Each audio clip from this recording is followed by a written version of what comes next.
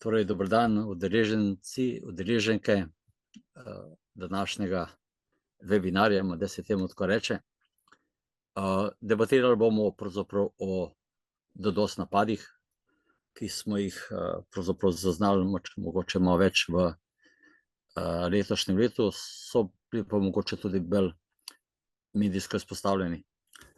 V letu, ko se bo tudi zamenjal Zakon o informacijski varnosti, je pomembno, da tudi tovrstne grožnje mogoče podrobneje spoznamo in seveda tudi izvajanje ukrepov v okviru preventivnega delovanja, seveda tudi takrat, ko se takšen morebiten napad zgodi.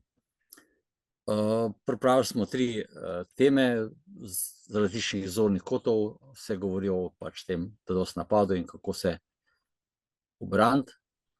Za vprašanja jih prosim v chat napišite in bomo poskušali tekom izvajanja dogovoriti. Webinar bo trajal 1 uro in jaz upam, da boste dobili odgovor na vprašanja, ki se vam postavljajo. Najprej vabim prvega govornika, gospoda Jerneja Buniča iz Controna. On bo podal mogoče malo več o tem, kakšna je fizionomija DDoS in DOS napadov. Jernej Bunič je svetoval za kibernetsko varnost. V zadnjih letih predvsem se ukvarja s svetovanjem in ozaveščanjem podjetij in organizacij v različnih industrijah. Je član Contronove CSIRT ekipe in nudi pomoč in svetovanje in vodenje odziva na kibernetske incidente. Jernej, izvoli. Okay, hvala lepa. Lep pozdrav vsem. Hvala ekipe, da ste me povabili. Evo, takole, da pošeram screen. Bomo kar začeli.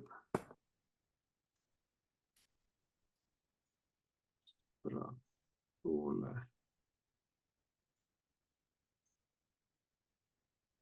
Tole vidite? Vidimo, samo zamenite še na vrhu display settings, da ne bomo videli presenters view-ja. Aha. Na vrhu display settings pa... Ne, v redu je, lahko greste v full screen. Evo, pa imate čisto na vrhu display settings, skoraj levo. Aha, display settings. Tako. Takole bo bolj, ne? Super. Ok, ja. Ok, super. Hvala lepa. Ok, lep pozdrav torej še iz moje strani. Zdaj uvod je moj bil že narejen, tako da veste, kdo sem. Jaz vam bom zdajle v tejle prvi prezentaciji vam bom malo na kratko povedal v bistvu, kaj je DOS pa DDoS napad, kako v bistvu izgleda, da ne pada iz neba, kako se DDoS napad izvrši, kaj opažamo v zadnjih trende, kako v bistvu DDoS napadi so narasli, kakšni izgledajo moderni DDoS napadi, kam gremo, malo približno številka, kako izgleda, pa potem mogoče bom samo načel temo, kako v bistvu se lahko branimo, oziroma kako se lahko organizacije in podjetja različnih velikosti, kako se spopadajo, oziroma kako začnejo se lahko z obrambo pred DDoS-om, več potem o obrambi bo pa kolega Metod povedal iz Telekoma, kakšna pa je potem dejanska obramba. Tako da jaz bom začel zdaj bolj kratko.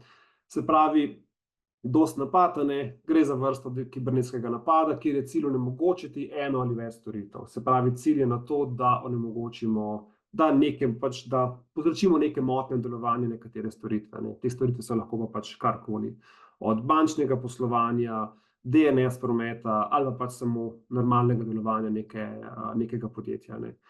Grobo ločimo 2 vrsti DDoS napadov. To je DDoS napad, kjer se napad izvaja iz enega vira.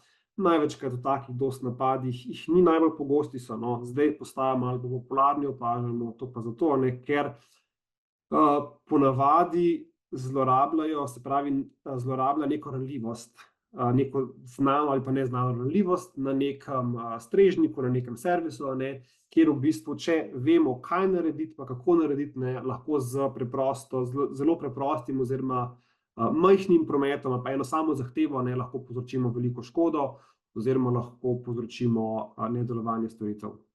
DDoS napad, te so pa malo bolj pogosti, pa s temi se zdaj srečujemo v zadnjem času, so tudi razlog, zakaj so tukaj. Se pravi, se pa napad, ki se izvaja iz mnogih virov, te mnogi viri so ponavadi botnet. Tipično za njih je pa, da so volumetrični napadi, poplavne in poplavne amplifikacijske efekte imajo. Tako da to je to, da približno vemo, kaj je razlika med DOS pa DDoS napadi. Zdaj, zakaj DOS napad? V glavnem so tukaj nekako na dve stvari lahko ločimo. Eno je pač izsiljevanje, kjer je pač enostavno poslovni model, kjer v bistvu napadalci lahko grozijo neke organizacije, da recimo neki organizaciji, ki ima neko spletno trgovino, lahko rečemo, zdaj pa za črni petek, če ne boste plačali takšno količino denarja, nekih kriptovalut ali pa karkoli, vas bomo za črni petek, vas bomo napadli. Recimo, to je model, ki je v tujini kar popularen. Se pravi, ponovadi izgleda tako, da napadalec naredi en opozorilni napad, recimo en dan ali pa ravno malo pred recimo to veliko razprodajo ali pa nekim dogodkom, ki je zelo pomemben za organizacijo, naredi napad toliko, da povzroči paniko in pač potem zagrozi, se pravi, ne vem, čez 12 ur vas bomo pa res vklopali in tam vemo, da potem pri kakšnih večjih zadevah so lahko ura ali pa dve, so lahko številke in pač poslovna škoda je lahko kar velika. To je en model. Drugi model je pač pa protest oziroma ideologija, se pravi, nekdo je vedno nekoga jezen na internetu in v tem primeru recimo pa potem se napadajo zaradi nekih političnih zadev ali pa pač neke ideologije, svoje hacktivisti. Se pravi, hacktivisti, to so pač ljudje, ki v bistvu protestirajo, to so protestniki, pa pač potem razne organizacije, proti katerim se borijo, za njihove ideale, pa jih napadajo. Drugo so potem pa politično motivirani, to so potem pa tudi te napadi, katerim smo se zdaj malo bolj, kateri tudi mediji, pa o katerih se je malo več pogovarjali v zadnjem času, to so pa te naši kolegi, ruski hekerji, so napovedali vojno v Sloveniji in so potem tudi izvajali neke napade, DDoS napade pa še izvajajo na različne organizacije in podjetja v Sloveniji. Se pravi, DDoS napadi so se predvsem povečali v letu 2020. Zakaj? Se pravi, organizacije so spremenile model poslovanja, COVID-19 pandemija je povzročila, da smo zdaj remote in napadalci so to ugotovili, če pač lahko napadajo neko centralno točko. Ljudje, ki so delali prej oddaljeno, so se povezovali preko tiste skupne točke, recimo preko nekega centralnega točka v podjetju. Če tisto uspešno napadaš, ljudi dejansko pač lahko odrežeš in s tem motiš poslovanje, spet lahko izsiljuješ. Razlog, zakaj potem je še povečan, je zato, ker je bil porast IoT naprav. S tem se je tudi povečalo potencialno število bot naprav. Kaj so boti, vam bom v naslednjem slajdu povedal. In je v bistvu izgradnja botneta je postala malo bolj dostopna, pa pač malo lažja in iz dneva v dan postaja lažja zaradi vse več IoT naprav. IoT naprave navadno nimajo tako dobre varnosti, se ne pečirajo, se ne nameščajo varnostne popravke in so zato idealna tarča za napadalce, da jih potem izrabijo v svoj namen. Spremembe v svetovni geopolitiki, DDoS napadi se dejansko lahko tudi pač uporabljajo kot neke vrste asimetričnega vojskovanja v kibernetskem prostoru. Vsekakor neke motnje bolj za nek, bom rekel, tak amplifikacijski efekt, v smislu neko grožnjo, pa pač nek pritisk, predvsem javnosti. Pa s tem, da pač bote so lahko tudi za različne stvari so jih lahko uporabljali, ne samo za DDoS napade, ampak še druge stvari se lahko tukaj delajo. Se pravi, uporabljajo se lahko za spam napade, pa pač kampanje, phishing napade, za generiranje prometa, se pravi, če hočemo, pa generiranje klikov, botnet lahko tudi na dark webu se lahko zakupijo botneti, zato da pač prikažemo nek promet, ali pa neke pač klike za neko spletno stran, če želimo to narediti, za kriptorudarjenje se lahko najemajo, in pa seveda za izvajanje DOS oziroma DDoS napadov. Pa najemni modelerci so Stresor oziroma Dosar, kar je v bistvu lep način za zamaskiran botnet, da se ga lahko pač prodaja na pol legalno, da rečeš, to je nek stresni model, v bistvu se ga lahko potem izrablja za DOS napade.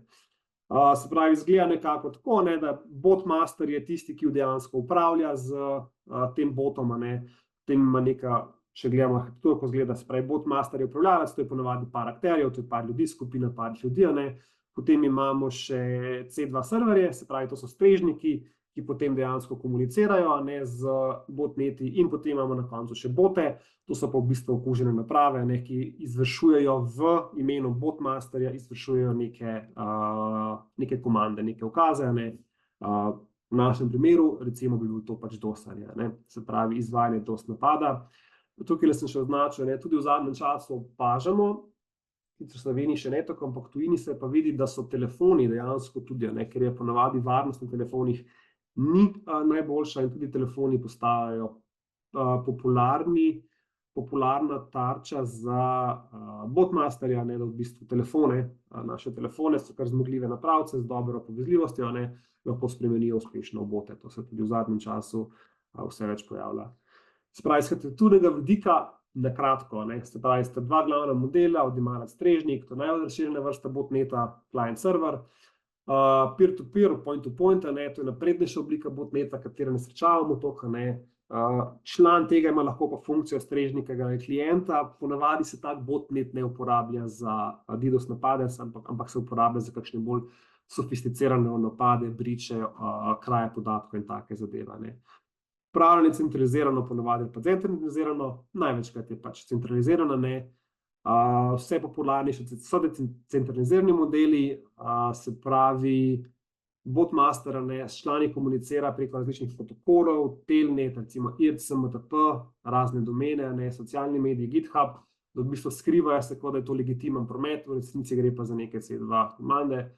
Meni osebno najbolj zabavno, oziroma najbolj zanimivo C2 strežnik, pa način komunikacije je bil sicer že kar nekaj časa nazaj, takrat je bil to še Twitter, kjer je botnet uporabljal lažni profil od Britney Spears in se je pač povezoval na profil od Britney Spears, kamor je pa potem v neki kodi napadalec objavil neka navodila, katere so se pač potem katere tiste botnet potem izvajali. Zdaj pa kakšne vrste DDoS napadov imamo, Tehniki veliko, kako DDoS napad narejen, ni čisto straightforward, lahko so različne metode se uporablja, lahko se uporablja druge načine, druge mehanizme, nekaj par se jih bom dotaknil v naslednjih slajdih, kako lahko dejansko uspešno povzročimo motnje delovanja nekega storitve, nekega servisa, ne da bi dejansko pač naredili nek DDoS napad, ampak lahko neko zaledno zadevo pač napademo ali pa pokvarimo, posledično lahko so posledice malo hujše. Se pravi, v grobem razdelimo na 3 vrste DDoS napadov. Samih DDoS napadi so pa aplikacijski nivo, se pravi, cilj je pač porabiti serverje strežnika, ta več ne more odgovarjati legitimne zadeve, to so najbolj, kar pogosto DDoS napad, pa kadar govorimo o DDoS napadu, imamo v doskrat v mislih pač tako metodo, Zahteva je vzpostavljeno TCP povezavo, se pravi, tukaj spufanje ni mogoče, gre se za to, da dejansko med botom, se pravi med napravo, ki napada, in tarčo, ciljem, se mora vzpostaviti uspešna povezava, back and forth, kar pomeni, da napadalec tukaj ne more spufati IP naslovov, ampak mora imeti dejansko pač povezavo, kar pomeni, da mora imeti amplifikacija, v tem primeru ni mogoče, ampak dejansko moraš imeti nek botnet, ki bo pač te zadeve sestavljal. Botneti so ponavadi sestavljeni v glavnem tam nekje do 10.000 hostov. Tale botnet, katerega smo zdaj opazovali, ki je tudi botnet, s katerim se izvaja napad na slovenski kibernetski prostor, smo, mislim, da ocenili približno tam od 7 do 8.000 IP naslovov smo videli. Tako da velikost je v grobem tam nekje do 10.000 članov botneta. Postanejo pa vse bolj popularni zaradi učinkovitejšega delovanja. Aplikacijski nivo, predvsem HTTP2, je toliko nadarno, da bom potem imel 2 slajda specifično samo za tisti protokol, ampak ja, če veš, kaj pokvariti, pa na kakšen način pokvariti na aplikacije, ne, lahko zelo efektivno že samo aplikacijo, pač, oziroma že lahko se spraviš na samo aplikacijo, pa tam narediš veliko škodo. Ne. Se pravi, zlorabiš nek protokol ali pa nek način delovanja aplikacij, da hitreje povzročiš neko škodo oziroma pač dosežeš cilj. Pol so na omrežnem nivoju, pravi cilj je tukaj spet porabiti resorje strežnika, pa povezovalne tabele. Tukaj se ne potrebuje vzpostavljanje TCP-seja, oziroma neke seje, back and forth, tukaj pač vse napadalci ponavadi poslužujejo spoofinga, ker v bistvu skrivajo oziroma pač prikrivajo IP naslov in se zlažejo, da v bistvu potem se odgovarja, da se na njihove zahteve, ki jih pač posredujejo, se pač potem lahko namesto tega dajo naslov tarče in potem zahteve oziroma odgovori grejo nazaj na dejansko tarčo. To se uporablja pri amplifikacijskih metodah, kasneje bom to povedal, kaj je še malo več o tem, kaj je spoofanje pa zakaj se uporablja. So še vedno zelo popularni, pa podirajo količinske pač rekorde, še zmeraj te omrežni nivo napadi. Potem so pa volumetrični napadi, kjer je pa cilj, da pa v bistvu ne ciljaš nek servis ali pa neko storitev, ampak enostavno probaš pasovno širino, kjer se nahaja tvoja tarča ali pa več tarč ali pa cilj strežnika, probaš enostavno s tako količino prometa, čistega, bom rekel, nepotrebnega prometa, garbage prometa, probaš pasovno širino zasesti, in zaradi tega enostavno pač potem spet legitimne zahteve ne morejo priti do končne točke, do strežnika, da bi odgovoril, in s tem tudi lahko pač povzročiš DDoS napad. Največkrat se tukaj uporablja amplifikacijske mehanizme, se pravi, kjer uporabljamo recimo en izmed bolj popularnih metod je DNS, NTP strežnik ali pa Memcached varianta. V tem primeru se izrablja Memcached, se izrablja ranljive database strežnike, ki v bistvu služijo za to, da hitrejše dela internet, pa kakšne strani, da se hitreje nalagajo. Če te strežniki, če te database niso pravilno skonfigurirani, napadalec lahko z nekim svojim sajtom okuži, in potem pošlje zahtevo iz svojega IP-ja na ta Memcached strežnik in reče, hej, da mi odgovori vse, kar imaš podatke, to je približno lahko do 1 mega, tam gre, za neko spletno stran in odgovori na IP od tarče, to je spoofanje. Se pravi, vprašamo iz enega IP naslova, ampak se pretvarjamo, da hočemo odgovor, pretvarjamo pa se, da v bistvu sprašujemo iz IP-ja od napadalca oziroma od tarče. In tako potem ta Memcache server, Memcached ali pa NTP ali pa DNS strežnik v bistvu odgovori nazaj tarči, na mesto pač njemu. To je potem uporaba spoofanja. To Memcached je eden iz trenutno, kolikor znano, je en izmed najboljših amplifikacijskih metod, kjer je v bistvu amplifikacijski faktor 50,000 kraten. Se pravi, z Memcached napadom lahko amplificiramo naš napad na faktor 50,000. To je to. Se pravi, omrežni napadi sestavljajo pač SIM-flood, kjer v bistvu potem poplavljamo našo tarčo z različnimi paketi, so to pa SIM-flood ali UDP-flood, DNS-flood, reset-flood. To so različne metode, kateri napadalci uporabljajo. To se pravi, tukaj pa največkrat za amplifikacijo se pa spet ponavadi uporablja, za amplifikacijo se pa uporabljajo različni protokoli, to je SSDP protokol, Simple Service Delivery protokol, ki je v bistvu neke vrste UPnP protokol za razne SOHO naprave, pa off-the-shelf rute, ki jih lahko kupimo v trgovinah. Pa je CLDAP, to je slabo skonfigurirani DNS serverji, večinoma tega prometa sestavljajo slabo skonfigurirani DNS serverji, ki se jih lahko zlorablja za amplifikacijske metode. Faktor tukaj je do 7-kraten za uporabo CLDAP-a in pa pač DNS pa NTP, kjer v bistvu DNS strežnik sprašujemo zelo pogosto vprašujemo DNS strežnik in se spet predstavljamo kot IP od žrtve in DNS strežnik potem odgovarja žrtvi in s tem obremeni žrtev. Se pravi, rekord tukaj je bil podrt znan, je bil 3,5 terabajtov, to je bil Azure napad. 15 minut jim je uspelo, da je trajal, sestavljen je bil pa približno iz 10.000 botov. Napad je bil pa sestavljen iz teh protokolov, se pravi, polk je bila analiza, so ugotovili, da so se te metode so se uporabljale za amplifikacijo. In kot vidite, ja, dosegli so 3,5 terabajtov velikost. To je to. Aplikacijski napadi so potem spajne ključne HTTP flood, so pa malo bolj sofisticirani. HTTP flood, ki zaobide cache od predpomembnih storitve, low in slow attack, slow loris je najbolj popularno orodje, najbolj znan predstavnik tega napaka. Slow post napad, kjer zelo počasi sprašujemo ene stvari strežnik, ravno toliko, da drži odprto sejo, pa da rabi resorje. In na tak način potem probamo izčrpati resorje strežnika. HTTP2 napad, to so kar hudi napadi, bom več povedal naslednjo hosto, large payload posti, Mimikatz user browsing, jih je pa potem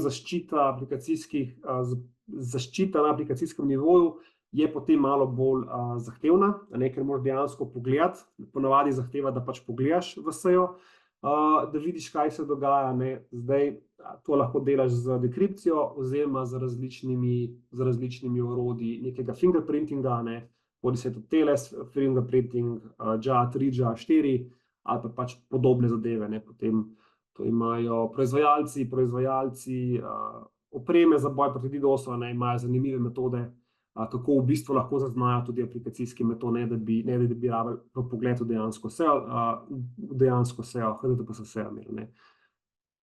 Ker problem je v tem,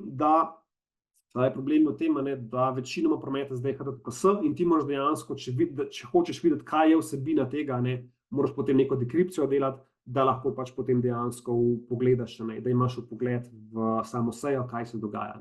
Ali pa potem s fingerprintingom, oziroma so še neke metode, kako lahko to potem zaznaš. HTTP2 je zelo popularen protokol za DDoS-arja. Zdaj TLS nam je dvignil nivo varnosti, HTTP2 je bil zgrajen v namen za to, da je čim bolj optimalen, da čim bolj pohitri, predvsem za idejo mobilnih telefonov. Se pravi, in je bil zoptimiziran za to, da je hitrejši in boljši za samo, bom rekel, za samo komunikacijo med klientom in strežnikom in za samo komunikacijo in hitrost, in je poenostavil neke zadeve in pohitril neke zadeve v tem procesu komunikacije, zato tudi vidimo, recimo HTTP2 strani se veliko hitreje naložijo, ampak seveda tako zadevo, to delovanje so tudi napadalci znali uspešno izkoristiti, in če veš, kaj pa kako narediti, lahko dejansko HTTP2 protokol izkoristiš za neke napade. Takole se pravi, ena izmed glavnih stvari, ki je multiplexing, kjer v bistvu lahko dejansko pošljemo v eni sami povezavi, pošljemo več zahtev in strežnik nam potem lahko tudi odgovori. Ne rabimo back and forth, kot tukaj vidimo back and forth, ampak lahko in flight pošljemo več zadev. Eden izmed najbolj znanih predstavnikov tega napaka je bil HTTP2 Rapid Reset Attack, oziroma je še zmeraj. Tukaj je označen CV, kateri je. Ravno tukaj to je multiplexing izkorišča, se pravi veliko število in-flight zahtev, se pravi dela pa na takšen način, da odpre povezavo in pošlje direktno reset. Se pravi, lahko štarta, HTTP je tako narejen, da takoj, ko odpre, lahko pošlje reset ukaz in potem cancel in še enkrat reset in cancel in v bistvu zaradi načina, kako HTTP dela, lahko praktično to približno do 100 zahtev v enem round tripu, enem round typu lahko pošlje do 100 zahtev. Strežnik tega seveda veliko resorjev porabi, ker mora zalocirati resorje za nove streame, za parsanje teh zahtev, do dekompresije glave, zato ker uporablja tudi kompresijo glave, uporablja HTTP2, mapiranje URL-jev in teh zadev in posledično zelo hitro lahko dosežemo porabo resorjev. Reset stream ne zahteva odgovorov strežnika, tako da je manjša download poraba. Rekord, mislim, da je imel Google, kjer so imeli 398 milijonov requestov na sekundo. Njihov napad, Google je napad sicer preživel, zaradi samega routinga, ampak ja. Se pravi, tole so samo za 2024, ne, so ranljivosti HTTP2 protokola, se pravi, HTTP protokol je kar ranljiv, ne, za neke zadeve pač obstajajo peči, se pravi, naša naloga je samo to, da čim bolj pač pečemo naprave. Je pa kot vidite, no, je kar popularen, to je samo za DDoS napade, ne, recimo, koliko ranljivosti je bilo 2024. Ok, tako se lahko borimo proti botnetom. ISP, se pravi ponudniki internetnih storitev, so najboljša točka za obrambo pred Layer 4 in v bistvu edina točka resne zaščite pred volumetričnimi napadi, ne, če se neka organizacija, če nek single point, da se pač napada, ne, edina smiselna zaščita tukaj so pač potem ponudniki, ne. Ponudniki lahko pa tukaj se borijo z RFC, s tem RFC-jem, v bistvu to je BCP38, ki v bistvu ne opisuje, da ingress filtering, se pravi, kjer se od ponudnikov, ne, se pravi, zahteva, da oni dropajo spufane naslove, ne. Se pravi, s tem načinom bi se lahko v celoti izognili spufanim napadom, spufingom, ne. Zdaj, večinoma ponudnikov, sploh v zadnjih parih letih, ne, tudi community se postaja vse bolj, bom rekel, se zaveda, kar se tega tiče, ne, in je tega vse manj, ampak še zmeraj je na svetu kar nekaj ponudnikov, kjer pa tega ne delajo, ingress, se pravi, kjer ne delajo ingress filtriranja, ne, in napadalci lahko še zmeraj tista omrežja uporabljajo, ne, za spufanje. Druga stvar, ki lahko naredijo organizacije, je pač lahko način, kako se braniš, je pač routingi, Anycast oziroma Black Hole. Black Hole je mičkan ekstremen prijem, naredimo ga s pomočjo ponudnika. Anycast predvsem pride v poštev za Content Delivery Network, razni Akamai, Cloudflare in take podobne zadeve, ne, kjer v bistvu se lahko borimo proti DDoS-u že na nivoju routinga, ne. Se pravi, te velike tudi organizacije se tako, tudi če ti pač napadaš nekaj IP, ne, v bistvu že za samim routingom, ti z georoutingom, ne, pa z Anycastom ti lahko v bistvu že razporediš ta DDoS napad, ne, tako da se ne more sfokusirati na neko samo točko, ampak se pač porazdelijo, ne. Na tak način recimo Cloudflare ne ščiti svoje, pa tudi Google, pa Azure in Microsoft na tak način potem lahko preživijo najhujše napade, ne. Ena opcija je potem aplikacijo razdeliti med več IP-jev, sprememba time to live, napadalci ponavadi targetirajo nekaj IP-ja, ne pa domene, tako da pač samo zamenjaš domeno na drug IP. Če je to možno, ne spremeniš time to live, pa načeloma je to dosti tak mitigacijski mehanizem, načeloma je kar dostikrat je pač uspešen, ne. Rate limiting na raznih požarnih pregradah, pa reverse proxyjih, ne, se pravi, to so nastavitve potem na povezovalnih napravah, to je potem že, če gremo malo bolj na edge, večplastni zaščiti, nekaj provider, nekaj se potem pomikamo na edge, kjer potem lahko imamo nek baseline normalnega prometa, pa ga pač lahko potem od odstopanja od tega normalnega prometa pač lahko blokiramo, to se ponavadi dela na WAF-ih oziroma na application firewallih ali pa na reverse proxyjih ali pa tudi na firewallih. Geoblokade so lahko zelo koristne, ne, če vemo za nek servis, ki ga ne rabi, da je recimo izpostavljen celotnemu svetu ali pa na času napada, ne, se lahko za geoblokado se fokusiramo, da je naš servis dostopen samo tistim državah, katere so zaenkrat pomembne, ne, potem pa pač lahko se sprostimo v času napada. Ali pa pač pustimo zadevo zaprto, če ne potrebujemo, ne, da ima recimo Avstralija dostop do enega našega servisa, recimo lahko zapremo, ne.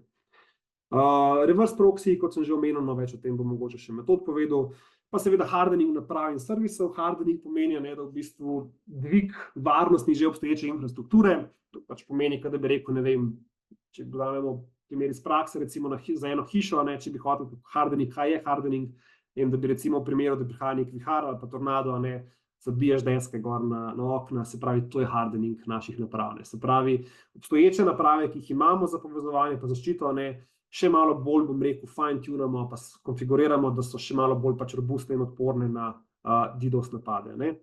In pa zaščita seveda naše infrastrukture, da sami ne postanemo del botneta, ne moramo ščititi, da so naši servisi, ki jih izpostavljamo na internet, katere bi lahko napadalci izkoristili, ne, za napade neke, ne, ali pa za botnete, tudi v bistvu mi zaščitimo. Tukaj je pa bolj pač community effort, pa community awareness, ne, da kot community poskrbimo za to, da se dviguje ozaveščenost in nivo varnosti na napravah in na našem sistemu, ne. Mogoče še na hitro to, kako se lotimo DDoS zaščite. Se pravi, tukaj pa je čisto odvisno od organizacije pa podjetja in pa dejavnosti, ki se opravlja. Treba je par stvari upoštevati. Tukaj je business impact analysis, risk analysis, storitveni katalog za drevesne odvisnosti, pač, ki se potem določi RPO, RTO za servise, pa pregled obstoječe opreme in arhitekture. Se pravi, vsaka organizacija ima svoje specifike. Neke majhne organizacije, če imajo samo neke spletne strani, recimo, to spletno stran hostaš nekam enemu providerju, kjer veš, da ima DDoS zaščito, recimo, pa si pač varna. Potem, ko srednje in velike podjetja, je pa dobro, da se pač potem že obrnejo na kakšne svetovalce, oziroma trusted advisorje svoje, pa se malo potem pregledajo te zadeve, kakšni so storitveni katalogi drevesne odvisnosti, in se potem pogleda, kateri servisi so izpostavljeni za DDoS, kaj je bilo dobro, katere stvari morajo delati, katere stvari pač ne morajo delati. Recimo, če neka spletna stran ne dela za 10 minut, ker zamisli to pomembno, mogoče to ni to hudo.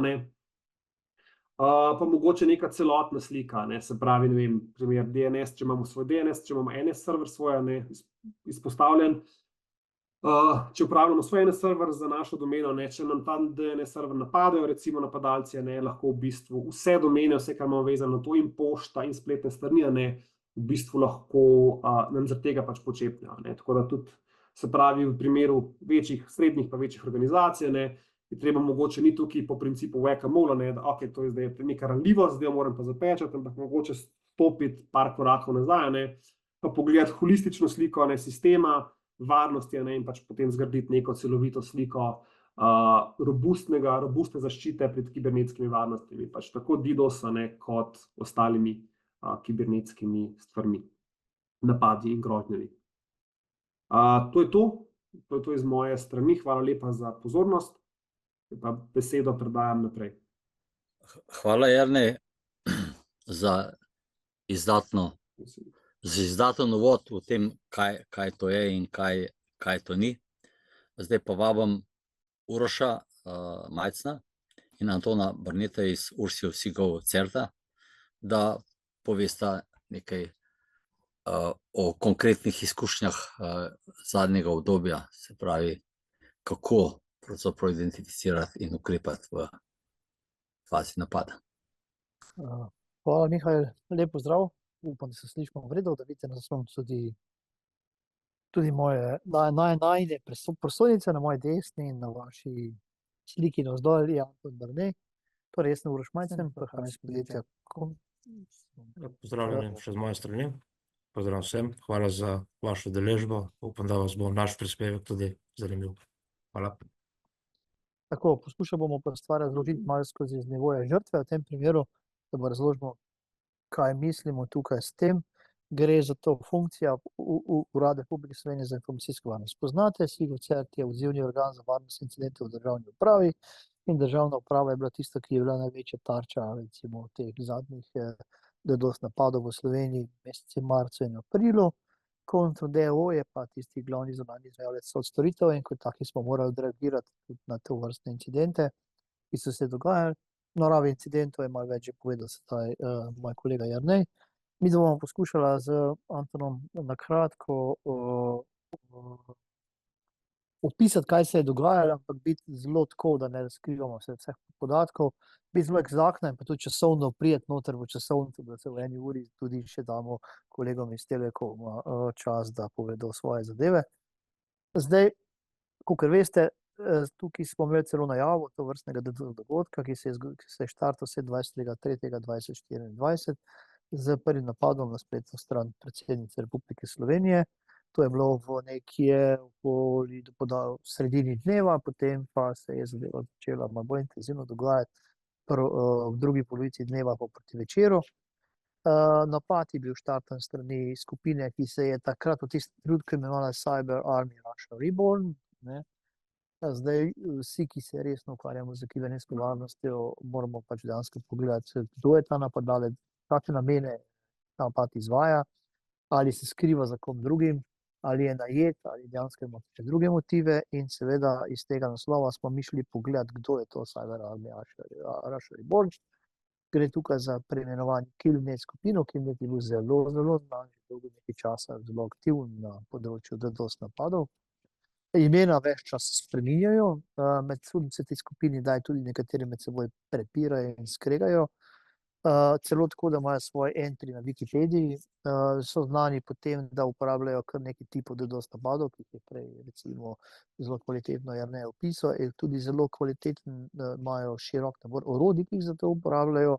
O njih se veliko ve, ne ve se pa, kdo je, oziroma zdaj so pa razkrili, dali so nagrado za to, da se razkrije, kdo je Kill Milk, kaj je že, vodja te skupine, ki ga iščejo organi pregona po celem svetu in obveščevalne službe.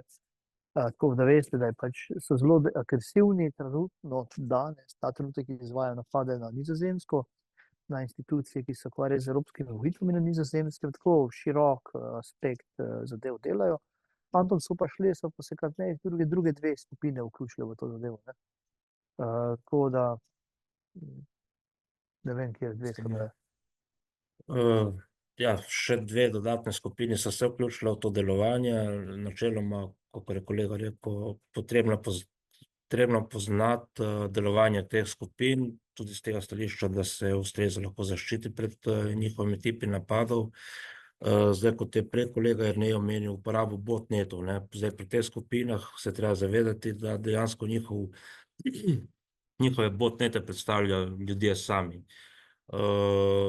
Za izvajanje DDoS napadov, za katerimi stojijo te skupine, dejansko niti niso potrebna neka tehnična znanja posameznikov, ampak dejansko ponujajo že naprej pripravljene skripte, orodja, ki si jih lahko kdorkoli, ki želi sodelovati v njihovih aktivnostih, lahko prijavi, jih dobi. Ena od skupin, NoName 057, je šla še tako daleč, da dejansko, če želiš razkriti malo bolj podrobno svojo identiteto, dejansko tudi tem ljudem plačuje v seveda kriptovalutah, da pomagajo pri izvedbi teh DDoS napadov. Eno od bolj znanih orodij je ta DDoS-ja, te skupine NoName 07, dejansko uporabnik se namesti, dobi ustrezne konfiguracijske datoteke, recimo v tem primeru s tarčami, ki so bile v Sloveniji, aplikacija zažene in zadeva se dogaja. Zdaj, kar se tiče same blokade, ena od omenjenih blokada na podlagi geolokacije. Ravno ta skupina tudi svojim uporabnikom predlaga za zakrivanje lokacije, identitete, uporabo VPN storitev.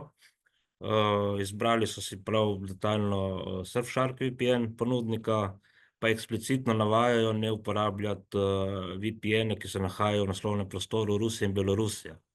Tako da blokada zgolj na podlagi geolokacije ni zadeva, ki bi v večini primerov delovala. Se pravi, če odrežemo promet iz Rusije, nismo naredili še nič proti omilitvi moči recimo nekega DDoS napada. No, zdaj, če predam nazaj besedo kolegu.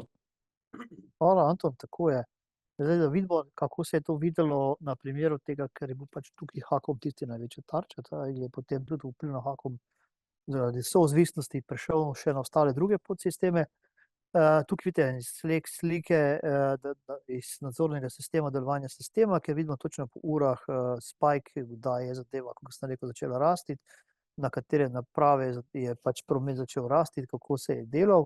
Če bi vi pri sebi imeli nadzorni sistem, bi videli, ali, če merimo razpoložljivosti, izpad delovanja posamične spletne strani, torej nadzor razpoložljivosti, videli se je lahko uporaba, in to seveda uporaba sistemskih virov, sploh če gre za aplikativne napade, kjer strežnik obremeni z nekimi query, da potem zmanjka CPU-ja, pa strežnik počepne.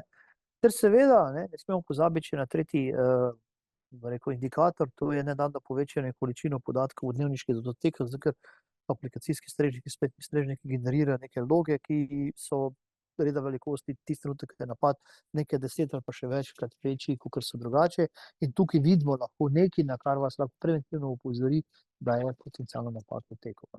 In to smo tudi, vse te tri stvari so se tudi tukaj videle pri napadih na Hakove strani. Predvsem govorimo na tiste, ki so bile najbolj vidne, se bom pa zelo malo o tem povedal naprej. Zdaj, kaj lahko tukaj zavidimo dalje je, SIEM, varnostni sistem, nam daje limitiran pogled, zato ker tukaj SIEM ni namenjen za menjanje razpoložljivosti ničesa, ampak gre samo za to, da ponovadi v orodjih kot je SIEM vidimo podatke, ki se generirajo iz požarnih pregrad. In seveda, še največji monitorji tukaj so sami uporabniki, ki so rekli, nekaj nam ne dela. Ne? In v tem primeru tukaj, ki smo imeli pri napadih v državno upravo, smo imeli kar veliko vrstnih uporabnikov, ki so opozarjali, da nekaj ne dela.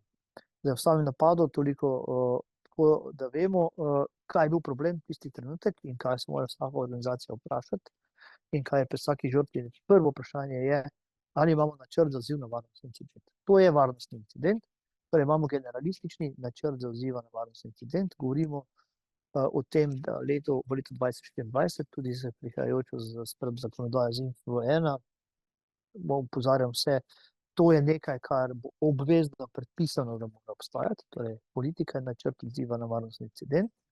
Ali imamo runbook ali navodila, kako tehnično pregledati, zakaj narediti v primeru DDoS napadov, da ne bo tista panika. Morate razumeti, da te zadeve ponavadi jih ne delajo tako, da jih najavljajo naprej. Tu smo imeli celo, bom rekel, na nek način smo jih lahko opazuli in še vedno srečo, še vedno jih opazujemo na darknetu in na njihovih socialnih omrežjih. Ali smo kot mi, kot žrtev, dolžni to nekomu prijaviti. Tukaj sem jaz v prostorih SIGO CERTA oziroma URSIV-a, ki je organ, kjer je to vrstne zadeve potrebno prijaviti, zato sploh oni lahko tudi kako drugo vlogo odigrajo, predvsem deljenje informacij med seboj, ki pa ni samo en tarča. In seveda potem prijemo na težji modelu, torej identifikacije tipa DDoS napada, ker samo iz primerne identifikacije tipa napada je odvisna, kakšna bo mitigacija in kakšne ukrepe bomo izvedli. Prvo, kar smo mi videli v Sloveniji, tako kar so vsi počenjali, je, da je ponovno zagnati spletnih strežnika. Torej, če smo pod DDoS napadom, ta problem, ta korak ne bo odpravil težave. In to se je dogajalo. Torej, sama to vrstna akcija ne reši problema tisti trenutek ali tisti čas. In to se je tudi dogajalo in to nažalost so v večini ljudi v Sloveniji to počenjali v prvi fazi v tem kontekstu. Pri identifikaciji tipa DDoS napadov še moram povedati, da tudi pri drugih tarčah smo ugotovili določene probleme, kjer je lahko prišlo, da sam napad mogoče ni bil po volumnu tako velik, je pa povzročil problem, recimo, da je zmanjkalo virov v požarni pregradi. In potem se ustavi, če se požarna pregrada ustavi. Tako da vse je v neki soodvisnosti tukaj zelo pomembno. Mi smo imeli 3 valove napadov. Hočeš ti več povedati o tem? Mislim, kar se resursov tiče, tukaj je bilo zelo očitno tudi, da,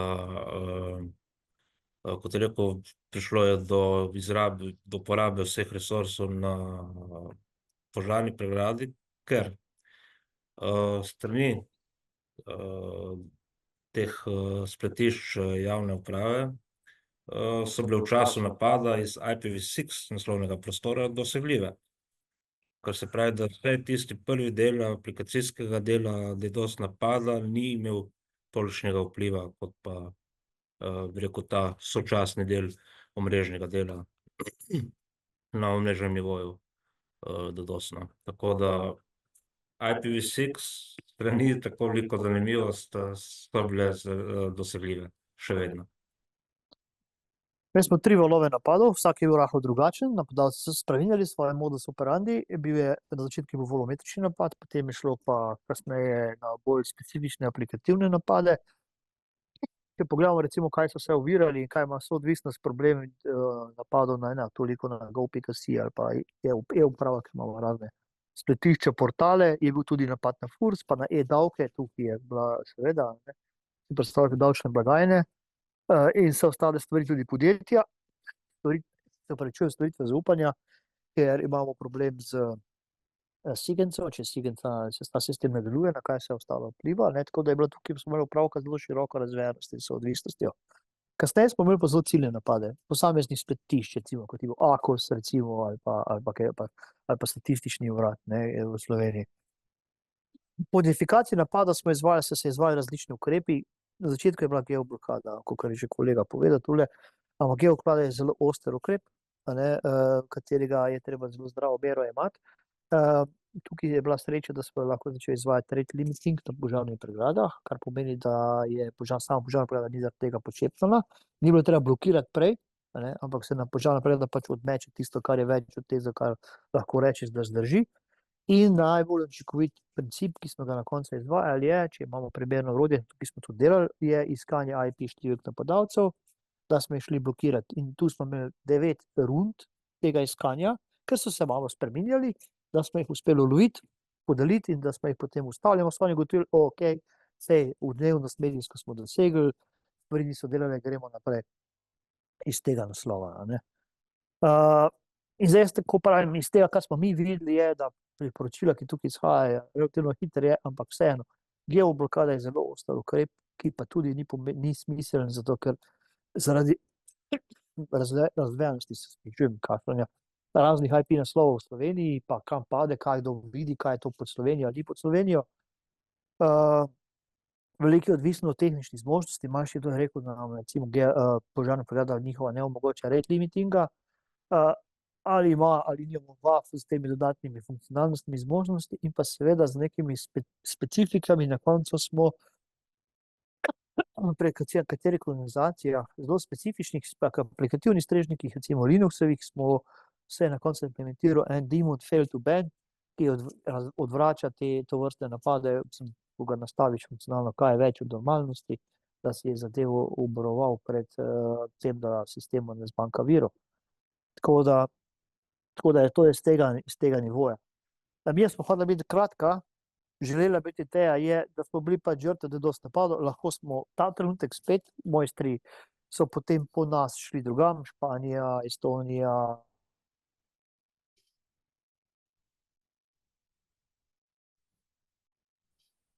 Tako naprej. Kolobaj, čas pa tudi ne. Tako da, Mihajl, to je z naše strani, vse ta trenutek iz tega naslova in bi predal besedo tebi oziroma kolegom iz Telekoma. Ja, Uroš in Anton, najlepša hvala za prikaz, kako je to izgledalo na strani žrtev, odnosno kakšno je bilo ukrepanje. Zdaj pa vabim Metoda Platiše, produktnega vodja za področje kibernetske varnosti iz Telekoma Slovenije. Metod ima dolge izkušnje, to pač pride Metod z leti, kaj čemo, ne? In seveda Metod je tudi dolgoletni član sekcije za kibernetsko varnost. Se pravi, strategija obrambe mora biti večplastna. Metod, izvoli. Drži, Mihajl, kot ste povedali, ne, ena točka ni dovolj, ne. Kot pri vseh ostalih kibernetskih napadih, tudi tukaj pač moramo obrambo zastaviti na več nivojih in točkah. Bi vprašal, ali se mi sliši, ali se vidi prezentacija?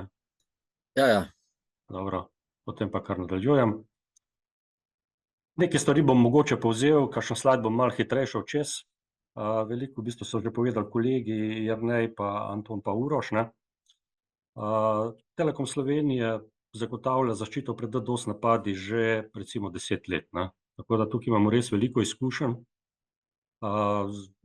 Vsak dan pač mi vidimo, lahko rečem, da desetine DDoS napadov, ne, takih in drugačnih, na našo infrastrukturo, na infrastrukturo naših strank, naših naročnikov zaščite. Zadeva nam je zelo domača, so pa seveda tudi napadi, ne, ki jih mi morda malo težje zaščitimo, ne, in ravno letos so se takšni napadi dogajali, no. Pa bom šel potem nekoliko bolj v podrobnosti. Na tem slajdu pa prikazujem eno tako časovnico, ne, ki nam ponazarja seveda, da DDoS napadi niso od včeraj, ne. Prvi so se začeli dogajati v 90. letih prejšnjega stoletja, ne. Potem so se ti napadi spreminjali, predvsem so se razvijali v smeri volumetričnih napadov, se pravi velike te botnet omrežja, ne, velike kapacitete, gigabajti, terabajti in tako naprej, ne. Spreminjali so se tudi motivi napadalcev, od, ne vem, hekerjev, ki so to malo probavali, pa potem tako imenovanih ransom DDoS napadov z izseljevanjem, ne, in seveda do zadnjih napadov, ki v bistvu so geopolitično motivirani. O teh sta kolega Uroš in Anton malo prej govorila, pa mogoče sam jaz povzamem še nekaj naših ugotovitev oziroma ugotovitev naše skupine za Cyber Threat Intelligence, ki smo tudi spremljali to dogajanje in seveda tudi izvajali ukrepe. Kot sta že kolega povedala, vse skupaj se je nekje začelo 27. marca. Skupina Russian Cyber Army je s to objavo, ki jo vidimo na desni strani na svojem Telegram kanalu, objavila, da so uspeli sesuti spletno stran predsednice Republike Slovenije in to seveda vehementno objavljali, razbobnali okoli. In ti napadi so se seveda širili tudi na druge spletne strani. Potem se je nekje 29. marca pridružila skupina Hacknet in potem od 16. aprila zelo intenzivno tudi izvajala napade. Med drugim je izvedla napad tudi na fitness center Mateja Bunderle. Tukaj je očitno zelo pomembna spletna stran, bi rekel, in še seveda celo vrsto nekih spletnih strani. Povsod pa zelo radi objavljajo, so objavljala našo lepo zastavo. Tako da so nam delali malo reklame, da tako rečem. So pa uporabljali malo drugačne metode, tako da tudi potem so se malo razlikovali, kot je bilo že rečeno. Potem pa se je 11. aprila kampanji pridružila tudi zelo znana skupina No Name 057. No Name 057 je pa zelo agresivna skupina, ki je zelo dobro organizirana in ima v bistvu, kar je zanimivo, te zelo hecne objave, te luštne medvedke uporabljajo pa tako naprej. Jaz mislim, da dobijo precej denarja za PR pa za marketing, bi rekel, in so seveda zelo, zelo aktivni. In ti uporabljajo tudi to metode DDoS-ja, ki so bile že omenjene. Se pravi, DDoS-ja je projekt, ki je v bistvu res razvit kot neko profesionalno programsko okolje ali kakorkoli, je na GitHubu dostopno. In pač res, to je kot en resen softverski projekt zastavljeno in tudi živi tako življenje. Z supportom, z updati, z vsemi manuali, podporo in tako dalje. Kar je še značilno bilo za te napade, je, da so zelo radi povzemali medijske objave. To v bistvu njih hranilo. Verjetno so imeli tudi kakšen KPI na to, koliko objav v bistvu so povzela oziroma povzročali. Ko so se te objave pri nas malo umirile, se mi zdi, da so tudi oni malo izgubili svoj motiv. Ampak pol so seveda prešli na druge države in se zabavali z drugimi. Zbirali so tudi prostovoljne prispevke, kdor je želel, jim je nakazal v bistvu Monero, kriptocoine. In seveda njihov poziv je bil vsem svobodnim ljudem po vsem svetu, da jih podprejo. Zelo zanimiv slogan. Ok, gremo malo nazaj, konkretni napadi, ki so se dogajali mogoče 2-3 leta nazaj, 3 takšni volumetrični napadi. Eden je napad na eno medijsko hišo, drugi na eno finančno inštitucijo in tretji na enega ponudnika storitev. Kar je zanimivo, mogoče se ne vidi tako dobro, je količina prometa. Prvi 20 gigabitov na sekundo, drugi 3 milijone paketov na sekundo, kar je približno v gigabitih tam nekje, in tretji 80 gigabitov na sekundo. Se pravi, 80 gigabitov na sekundo je res, res veliko prometa, in to tudi nam že povzroča nekoliko preglavic, tako da moramo v bistvu potem že v svoji infrastrukturi določene ukrepe izvajati, da pač mi držimo to infrastrukturo, pač da nima problemov, tako rečemo. Tukaj se poslužujemo različnih metod in ena od njih je tudi blackfalling, kot je bil že omenjen na naših peer routerjih, oziroma mi z upstream providerji imamo dogovore, da nam tudi oni že začnejo filtrirati promet v primeru res velikih napadov. Kar je zanimivo v teh grafih, je te različne črte različnih barv so metode napadov. In če pogledate, nad tem grafom piše UDP, NTP amplification, IP fragmentation, jargon amplification. To so metode, ki jih je Jernej v prvi prezentaciji opisoval. Napadalci v teh napadih so prilagajali metode glede na to, kako smo mi izvajali mitigacijo. Če smo bili mi uspešni pri mitigaciji ene metode, so oni poskušali z drugo biti bolj uspešni, tako da tukaj smo se vsi malo igrali eni z drugim. ampak na koncu smo jih praktično vse premagali. No. Torej, volumetrični napad, eden od takih iz letošnjega leta, ne. Tukaj vidimo na levi strani detekcijo, pa na desni mitigacijo. Sistem zaščite se sestavlja iz dveh komponent. Eno je komponenta, da detektiramo napad, in drugo, da ta napad očistimo, ne. Tukaj vidimo recimo 15 gigabitov na sekundo, tak napad, ki je bil pač letos spomladi, ne, in celo to rdeče polje je v bistvu filtriran promet. Se pravi, cel promet na to destinacijo je bil, ta destinacija je pa naša spletna stran, no, se vidi na desni strani, ne, je bilo pofiltrirano, ne. Se pravi, mi smo na naši spletni strani imeli kar veliko teh napadov, ne, in so še pred kratkim v bistvu so se dogajali, ne. Ta prvi nas je nekoliko malo prizadel, ne, bil je aplikativnega tipa, ne, potem smo pa na vseh teh elementih ustrezne te ukrepe hitro vzpostavili in zadevo v bistvu dosti uspešno reševali, ne. Primer takega napada aplikativnega, ne, na detekciji vidimo kar visok porast prometa in relativno malo tega dela, ki smo ga filtrirali, zato ker smo potem filtriranje izvajali na web application firewallu bistveno bolj učinkovito, ne.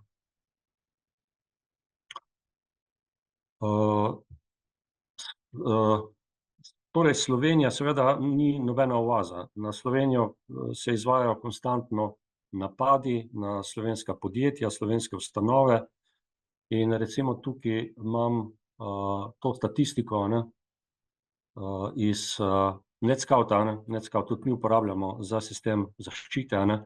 To je na spletni strani, ne bom šel, ker nimam toliko časa razlagati to statistiko, ne, ampak vidimo 30-36 giga, približno 170 napadov v maju, ne, se pravi, stvari nikakor niso umirjene, ne. Če grem nazaj na prezentacijo, še ena statistika podjetja F5, ne, kjer se vidi tukaj na desni strani porast količine aplikativnih DDoS napadov, ne. To je ta v bistvu označeno s temi dvemi črtami modrimi, ne, kako se je v bistvu količina aplikativnih DDoS napadov povečala napram ostalim, ne.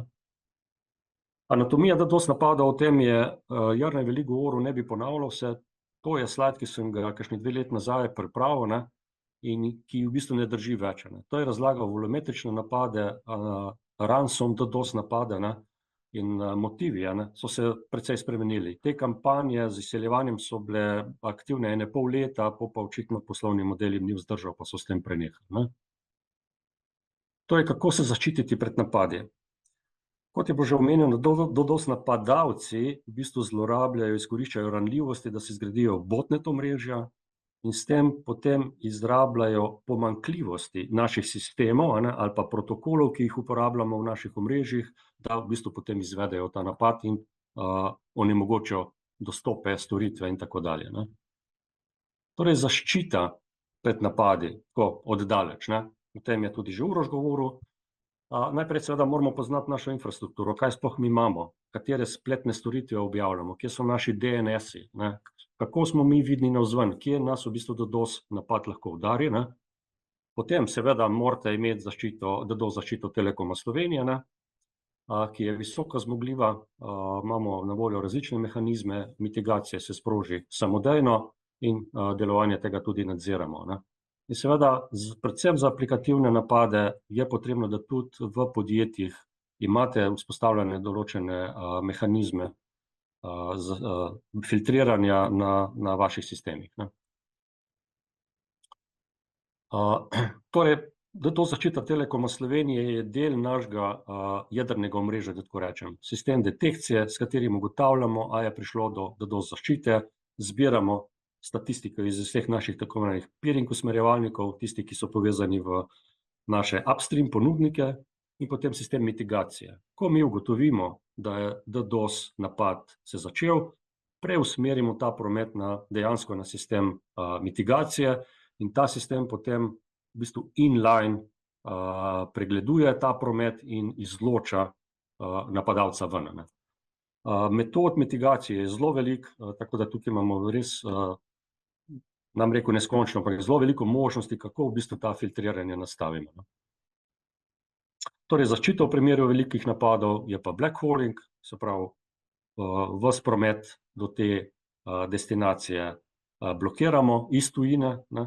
Flow spec mehanizem, usmerjevalniki postanejo del zaščite DDoS-a, in v bistvu potem imamo še dogovore z upstream ponudniki, da nam čistijo ta promet, preden v bistvu pride do nas, ne. Torej, veliki DDoS napadi, kot sem že omenil, se filtrirajo na našem sistemu DDoS zaščite. Aplikativni napadi pa se filtrirajo deloma pri nas in deloma v bistvu v podjetju oziroma pri stranki na različnih sistemih. Bodisi to so posebej specializirani sistemi DDoS zaščite, kot je NetScout, Edge Defense ali pa Radware Defense Pro, na Web Application Firewallih, recimo proizvajalci Citrix, F5, zelo učinkovite zaščite, ne, jer kot smo rekli, treba je pogledati v promet, treba je se dekriptirati, ne, in izločiti potem napadalce, ki se obnašajo praktično kot regularni uporabniki. Zato v bistvu je njih toliko težko identificirati, ne. Potem so pa še zaščite v oblakih, ne, zelo poznane recimo Cloudflare, DDoS zaščita. To pomeni, da mi neko spletno stran objavimo v Cloudflare oblaku, promet do te spletne strani gre v bistvu najprej do oblaka, oni izločijo aplikativni DDoS napad in promet pošljejo potem na našo spletno stran, ne. Torej, če povzamem, celostna zaščita pred DDoS napadi je sestavljena iz mehanizmov in ukrepov pri globalnih internet ponudnikih, se pravi first tier internet providerjih, ne, ki v bistvu blokirajo napade in onemogočajo tudi spoofinge, ne, tako kot je bilo tudi že omenjeno, ne. Potem smo lokalni internetni ponudniki, kot je Telekom Slovenije, ki s svojim sistemom ščiti veliko večino aplikativnih in neaplikativnih, volumetričnih pa protokolnih DDoS napadov in tudi določen obseg aplikativnih DDoS napadov, ne. Z podjetji, ki so bila napadena v teh kampanjah, v bistvu smo se, takrat, ko je prišlo do napada, slišali in konfigurirali filtriranje na naši strani in na njihovi strani na ta način, da je bilo v bistvu, da so bili ti ukrepi najbolj učinkoviti. Naš v bistvu namen je, da mi zaščitimo infrastrukturo podjetja, se pravi, da ta prenese ves preostali promet, ki pride do njih, ne, z shapingom, z geofencingom, z filtriranjem na različne protokole, IP-je in tako dalje, ne. Potem v bistvu pa, bi rekel, fino podešavanje oziroma filtriranje pa potem podjetje izvede na svojih sistemih, ki so lahko specializirani za DDoS zaščito, požarnih pregradah, web application firewallih, na samih spletnih strežnikih in tako naprej, ne. Potem pa seveda tudi uporaba zaščite v oblakih je lahko zelo učinkovita, ne, in vse to v bistvu nam potem zagotovi, da smo odporni na praktično vse DDoS napade, ki jih v bistvu poznamo dandanes. Toliko pa tudi z moje strani, morda samo še seveda naša ponudba, ne, osnovna DDoS zaščita pa standardna DDoS zaščita je nekaj razlik, ne. V osnovni DDoS zaščiti mi nastavimo neke default parametre, pri standardni DDoS zaščiti pa tudi v bistvu prilagajamo te parametre detekcije, mitigacije, ne, in tudi seveda generiramo poročila, generiramo alarme in pri standardni DDoS zaščiti omogočamo tudi dostop do našega DDoS sistema, kjer si stranka lahko pogleda, kaj se jim dogaja, gre podrobno v te dogodke in jih lahko dodatno analizira. Kombinacija varnega poslovnega spleta, ki je zaščita pred nevarnimi spletnimi mesti in filtriranje DDoS napadov je ena od osnovnih higienskih ukrepov, ki bi jih morala vsaka organizacija po našem mnenju imeti. Tako, s tem pa jaz zaključujem svojo prezentacijo in se vam lepo zahvaljujem. Hvala, Metod. S tem zaključujemo tudi današnji dogodek. Upam, da ste udeleženci dobili malo bolj podroben pogled, kaj te stvari so, kaj ti napadi so, kaj je treba storiti, da se proti njim ubranite in seveda, kako si lahko pomagate v teh ukrepih. Za veliko število podjetij bo nov zakon o informacijski varnosti to prinesel kot zahtevo. Hvala, želim vam še naprej lep dan in se vidimo na naslednjem dogodku.